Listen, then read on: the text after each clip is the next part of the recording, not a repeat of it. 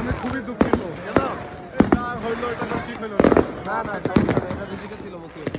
কি 500 টাকার টিকিট দিতে হবে সামনে আমি ভুলে গেছিলাম ভাই শিট মনে হচ্ছে দিতে তোর আগে মনে পড়ছে তোর আইসা থেকে টিকিট দিতে মান না